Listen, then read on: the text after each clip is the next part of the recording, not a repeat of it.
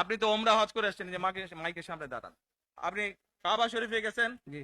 কাবা শরীফের মালিক কে? আল্লাহ। জোরে বলেন। আল্লাহ। কাবা শরীফের মালিক কে? আল্লাহ। আল্লাহ। আমরা মুসলমান সবাই এই দিন দুনিয়ার, আমরা যে এই পৃথিবী দেখি, এই পৃথিবীর মালিক কে? আল্লাহ। এই সূর্য নক্ষত্র যা দেখি তার মালিক কে? আল্লাহ। বেহেশতের মালিক কে? আল্লাহ।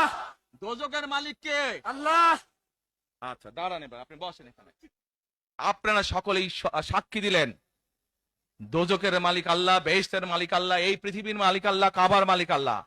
আরে ভাই, যেটার মালিক আল্লাহ সেটা কি অন্য কেউ দেওয়ার ক্ষমতা রাখে? রাখে না। তাহলে কি দাঁড়ালো? নির্বাচনের আগেই একটি দল এই দিব ওই দিব বলছে, টিকিট দিব বলছে না? যেটার মালিক মানুষ না, সেইটার কথা যদি সে বলে, এক শিরকি করা হচ্ছে, হচ্ছে না? যার মালিক আল্লাহ, যার অধিকার শুধু আল্লাহর একমাত্র, সবকিছুর অধিকার উপরে আল্লাহর অধিকার।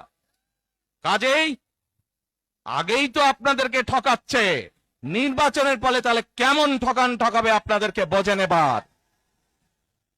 শুধু ঠকাচ্ছেই না মানুষকে, যারা মুসলমান তাদেরকে শিরকি করাচ্ছে তারা। নাউজুবিল্লাহ।